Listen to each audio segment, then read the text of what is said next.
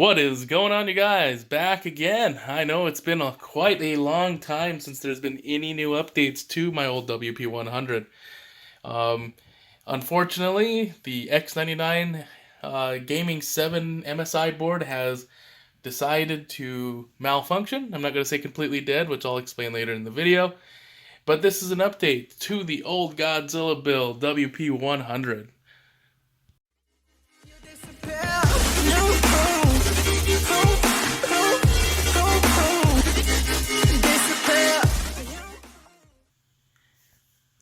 Well, since the last time you guys have seen my build, I had two 1080 Ti's. I sold one.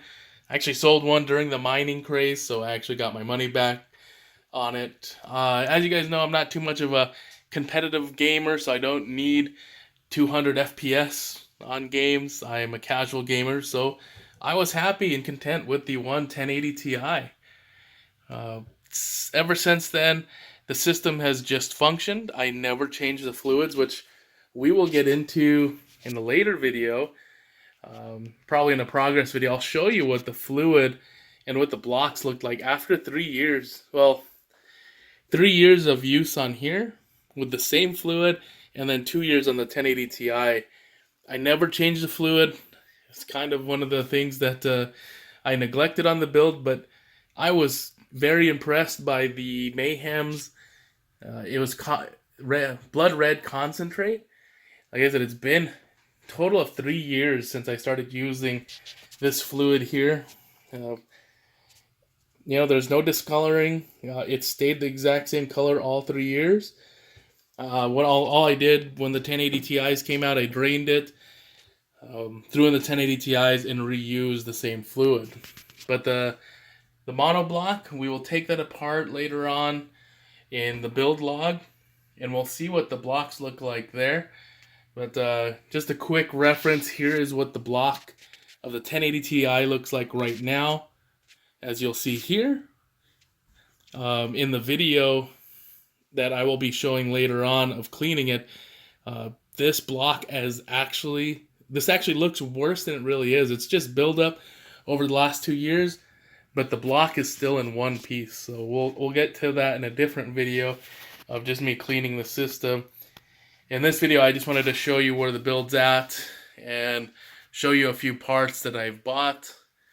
And we'll get to getting this rig torn down sometime this week. Waiting on a few more parts, but I figured I'd show you guys an update. Here's the new motherboard that will be going in. Obviously, it's a dual socket CPU set. This one is the Asus Z9. Let's see if we can get it in there. It's the Z9PE-D8 WS workstation motherboard. I know the wrapper's in the way, but I don't want to take this all out, as I'm still trying to put everything together. Don't want to damage the board, so I'm leaving most of it in the box. Those are actually not the CPUs I'm going to be using in this board. I just put those CPUs in there. They are old Xeon processors, but not the ones I'll be using in the build. I just put them there to protect the pins. Along with the motherboard, I am going to be using the 2133 megahertz speed Dominator Platinums. These are DDR3.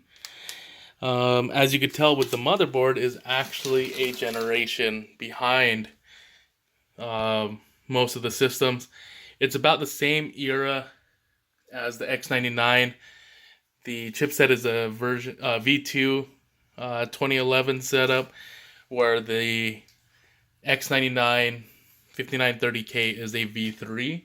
So it is a little bit dated, but for the most part, the build will be a workstation build. It'll still perform exactly as I want it to. I know it's not going to be the latest and greatest. I know this system was DDR4, 3200 megahertz, but I never used it to its full potential here in this setup. But like I said, I'm not a competitive gamer. I'm not heavy into gaming. I like to do video editing, media creation, and other type of applications. I do game on occasion, so it'd be nice to have. So the workstation setup will be perfect for me. The other new parts I'm getting is to replace these housings for the D5 water pumps here. They are the Lanning D5s. What I bought is the dual D5 serial EK pump housing. I am doing another unboxing video on that as well. But here's a picture of what this system actually looks like, and you'll see how it'll fit directly into here, replacing this separate setup. So it'll eliminate quite a bit of these bends. I know a lot of people actually like the way this looked, just because of all the bends. They like to see pipe work. So in this original setup here, the reservoirs, this reservoir actually pumped into this one, and then from this reservoir here, it would go down into pump 1, and then from pump 1 into pump 2, and then from pump 2 into this 360 millimeter radiator here. So in the new setup, it'll just be all one unit, so it'll just have one in, one out. The fluids I'm going to go with is the EK Cryo fluid. It's the acid green. There is actually a theme to this build, and I'm not sure exactly who it was. I'll have to throw up a screenshot of the person who actually suggested this build, because I was trying to figure out what kind of system I wanted to build, and because I'm getting tired of just the plain red LEDs. It was getting quite annoying that every time I turned on my build, it was just big, bright, and red. So a lot of the things are going to be changing. I got some cable mod cables. These cable mod cables here are the black and white. The new CPU blocks, which I did an unboxing video of that already. So you guys kind of know exactly what the CPU blocks look like. If not, you can check out my older video. It was just my latest video on the water blocks. There's something new. I know everyone defaults to EK, but these blocks are actually quite nice. Obviously, you got to get yourself some decent thermal paste. I decided to go with the Thermal Grizzly Cryonaut because I ran out of MX4. I usually use MX4 for all my builds. The 5-gram tube, or 5.5 gram tube I had, lasted, not only did it last two 1080s, two 1080 Ti's, it lasted me repasting the CPU at least 3 times, because this motherboard's actually been replaced twice now. So this is actually my third X99 Gaming 7 board. As you can tell there, this one's another refurbished, but unfortunately this one lasted just enough time for my warranty to expire. But like I said, it's a long story on. It's a long story short. I was updating the BIOS, and I knew BIOS A was corrupted, and I was like, oh, let me go and reflash that. So I flashed it. It froze. I don't know what went on, and I was like, oh, they actually said, reset the CMOS. So there's a CMOS reset button on the back side here. And without even thinking about it, while it was hung up, I just reached back there and reset the BIOS with it powered on, which was a dumb move. So it corrupted both the A and B BIOS, which, like I said, this board's not totally dead, just not worth fixing. There's chips, BIOS chips that you can actually buy on Amazon, or not Amazon, eBay. They're $15. You'd have to remove the old chipset, which is just underneath here, and you could actually replace the BIOS chip itself, because that's the only way to get past the dual corruption of both BIOS. But not really worth my time to completely tear that apart. But since I have a new board and everything, I might try it just to see if I can get the board up and running again. But we will see. And it's kind of surprising how much X99 motherboards go, and I'll show you here. Sorry, in this quick screenshot, they're still going for $200, $300. Like, this board's still going for $299, and this board is at least 4 years old, close to 5, and I'm like, that is definitely not worth it. So I decided to go on a new adventure with a different motherboard. But yeah, so this motherboard is technically dead on my, on my doing. I definitely did that to myself. So yeah, if you guys, if you don't get into a rush, stop and think what you're doing when you are messing around with the BIOS, and don't clear the CMOS while the system's powered on. Which is kind of crazy because I've actually reset the BIOS. I'm positive I've reset the BIOS while the system was powered on before, and never have I ever had it corrupt before. So that one's new to me. So lesson learned, but I'm actually excited for this new build. Like I said, it's a step down from this generation. It's I think it's an Ivy Bridge chipset that I'm going back to, which is going to be 8-core, 16-thread, but 2 CPUs, so 16-core, 32-thread. 64 gigs of RAM is what I'll be going with. As far as the new system goes, green is where I'm going with. So I'm going to be replacing all the cables. I might actually keep the SATA cables because it'll actually go quite well with the theme. As you can tell from the thumbnail, it is a Teenage Mutant Ninja Turtle theme that I'm going with. So with this fluid here, I'm getting the 2 reservoirs. I'm gonna get them vinyl wrapped. I'm gonna put the TGRI logo as most of you 90s guys goes. I keep saying 90s kids, but we're definitely not kids anymore. You'll remember the old TGRI canisters from the original Teenage Mutant Ninja Turtles. So I will be putting the logo and then putting a gray vinyl wrap to kind of imitate the ends of the canister. I will be moving, I'll have to move these 2 reservoirs. Obviously you could tell this one's always been crooked here, but I've always recorded from this angle here, so it actually looked normal. So I know one user was like, "Oh, you totally ruined it," because I took a picture of it, and you could definitely tell this one is crooked, but I just left it as is and just dealt with it for the last 3 years.